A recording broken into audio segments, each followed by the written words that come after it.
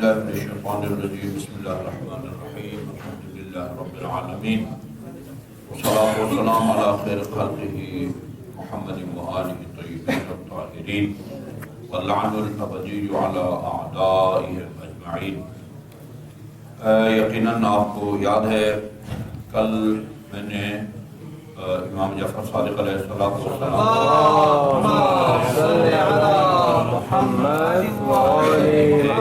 فرمان کا تقریباً آدھا حصہ پیش کیا تھا، ٹائم ختم ہو گیا تھا، اور یہ آپ کا فرمان ابو حنیفہ کے ایک سوال کے جواب میں تھا۔ سوال یہ تھا ما اصبرک علی الصلاۃ، یہ نماز کے معاملے میں آپ کتنے صابر ہیں، اس کا انہوں نے جواب دیا تھا۔ یہاں تک ہم نے پڑھا تھا ما عال امرؤ اقتصدا۔ اچھا عجیب بات ہے، تقریباً یہ جو جملے ہیں نا، ان میں اکثر جملے نہج البلاغہ کی تیسری جلد میں بالکل انہی الفاظ کے ساتھ ہیں۔ ما عال امرؤ اقتصدا، وہ آدمی کبھی فقیر غریب نہیں ہوتا، آلہ وَوَجَدَكَ عَائِلًا فَأَغْنَى، یہ اسی سے بنا ہوا ہے نا، یعنی وَوَجَدَكَ عَائِلًا، اللہ تعالیٰ نے دیکھا کہ آپ عائل ہیں، تنگ دست ہیں، فَأَغْنَى، آپ کو بے نیاز کر دیا، بقول فخر الدین رازی کے بمال خدیجہ، آپ تنگ دست ہیں۔ یہ اسلامی مشن کو آگے بڑھانے کے لیے میں نے اس دن کہا تھا بغیر کسی مبالغہ کے جتنا جو ہے نا جناب خدیجہ الکبریٰ کا مال خرچ ہوا ہے اسلام کے اوپر، کسی نے بھی جو ہے اتنا خرچ نہیں ہوا ہے۔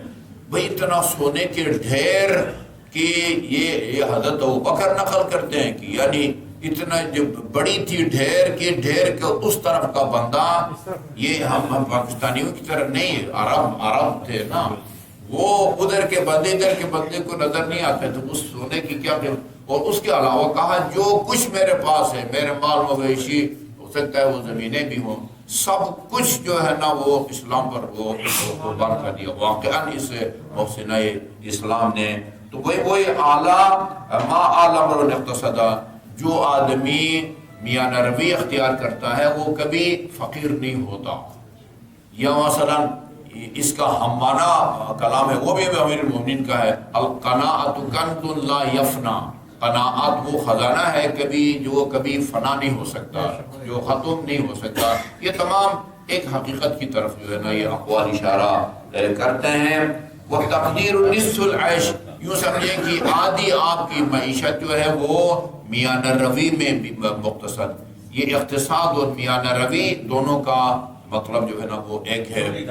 وہ ہمیں آغا گلپائگانی رحمۃ اللہ علیہ کے دفتر سے شہریہ لگنا تھا، شہریہ جو وظیفہ لگتا ہے ہر مہینے میں، اس کے لیے وہ ٹیسٹ لیتے تھے۔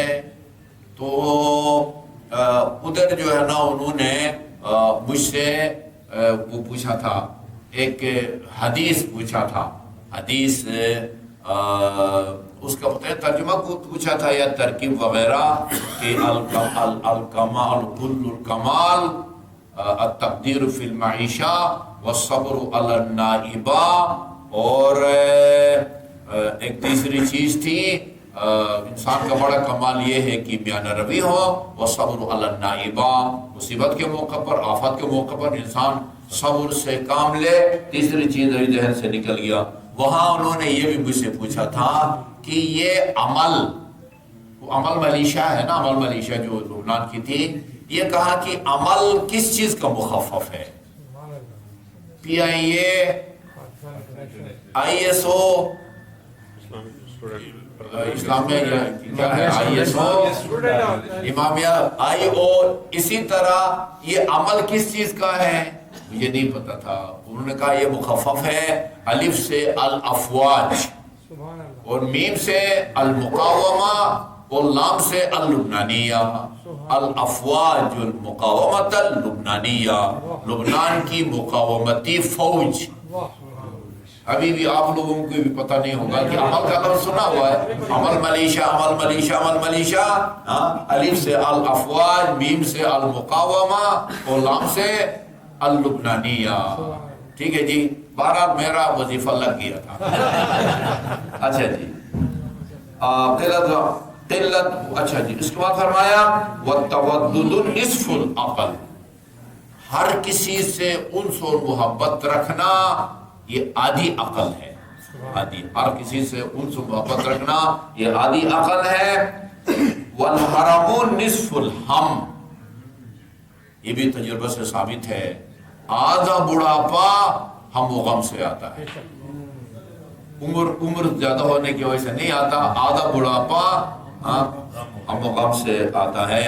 یہ وہ سورہ ہود میں رسول خدا نے فرمایا شیبتنی سورۃ الہود، سورہ ہود نے مجھے بوڑھا بنا دیا.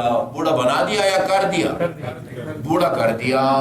سورہ ہود کے اندر ایک آیت ہے، یہ اس کی طرف اشارہ ہے، وہ ہے استقم کما امرتا، میرے حبیب جیسے حکم کیا گیا نا اس سے آپ نے بال برابر ادھر ادھر نہیں ہونا.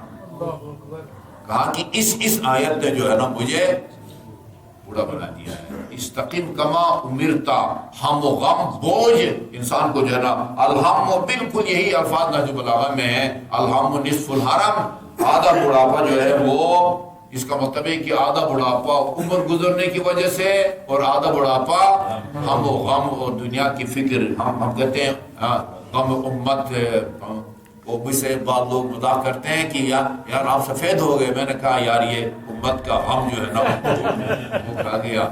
لاہور میں میرے ایک دوست ہیں مولانا حافظ کاظم رضا، یہ اٹک 30 شہیدان کے ہیں.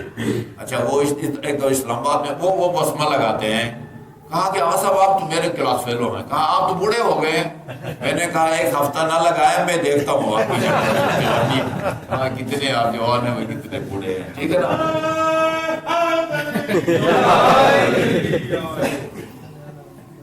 اچھا جی، اگلا جملہ بڑا بامانہ ہے، یہ بھی نہج البلاغہ بالکل یہی ہے. قلت العیال احد الیسارین، احد الیسارین یہ کہا جا سکتا ہے کہ یہ خاندانی منصوبندی کے حق میں ہے. یہ یسارین، یسار یعنی آسائش، یعنی افراد خانہ کا کم ہونا، اولاد کا کم ہونا، یہ دو آسائشوں میں سے ایک آسائش ہے. یا تو بندہ کروڑ پتی ہو، ارب پتی ہو، پتہ نہیں وہ مربوں کا اور پلازوں کا وہ کارخانوں کا مالک ہو، یا اس وجہ سے آسائش ہوتی ہے، یا پھر بچے دو ہی اچھے، یا پھر اس کے نتیجے میں جو ہے نا یسار اور آسائش یا مال و دولت کے نتیجے میں ہے، یا پھر جو ہے نا وہ بیوی بچے. ایران میں بہت زور دیا گیا جو ہے نا اس پر. ابھی بہت سارے علاقوں میں آبادی کا تناسب یہ یوں ہو گیا ہے. پچھلے سال جنوری میں مشہد کیا تھا، وہاں ریلوے اسٹیشن پر وہ پٹی کے اوپر جو ہے نا وہ یہ چل رہی تھی، جوانوں سے درخواست کی جا رہی تھی کہ زیادہ سے زیادہ بچے جو ہے نا وہ بڑھاؤ. یہ باقاعدہ اب یہ تشویق کی جا رہی ہے.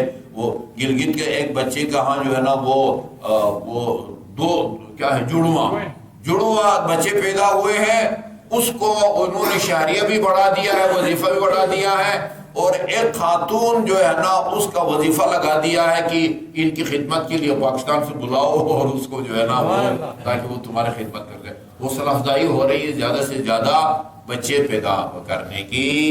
اچھا جی، فلان اچھا یہ جملہ دیکھیں جی، من احضن والدیہ فقد اقہما.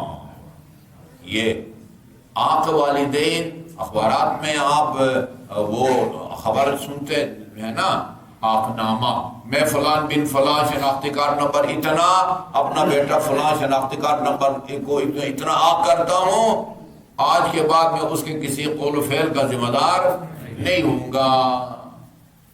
یہی آق نہیں ہوتا، یہاں فرمایا جو اپنے والدین کو محزون کرے، غمزدہ کرے، وہ آف ہو جاتا ہے۔ اور اصول کافی میں امام جعفر صادق علیہ السلام کا فرمان ہے من الحقوق ان تنظر الیہما، ہم جو یتیم ہیں، یتیم الطرفین، ماں بھی جو ہے نا مرحومہ ہے اور باپ بھی مرحومہ ہے، ہمارے لیے یہ خطرہ نہیں ہے، جن کے والدین بقید حیات ہیں ان کے لیے یہ ہے من الحقوق ان تنظر الیہما بنظر حاد، یعنی تند اور تیز نگاہ سے والدین کی طرف گور کے دیکھو، آنکھ ہو جاتے ہو۔ ضروری نہیں ہے کہ وہ زبان سے کہیں کہ بھئی میں نے تمہیں آنکھ کر دیا یا اخبار میں آنکھ نامہ وہ چھپوا دیا ہے۔ جی ہاں، من ضرب یدہ علی فخذہ عند المصیبت حبط اجرہ، جو آدمی مصیبت کے موقع پر یوں مصیبت ہے، یعنی شہداء کی مصیبت، اہل بیت کی مصیبت کی بات نہیں ہو رہی ہے، یہ اپنے عزیزوں کے بچھڑنے پر یوں جو ہاتھ مارے اپنے ران، فخذ اس حصے کو کہتے ہیں، اس کا اجر جو ہے نا وہ حبط ہو جاتا ہے، ضبط ہو جاتا ہے، جی ہاں ضبط ہو جاتا ہے۔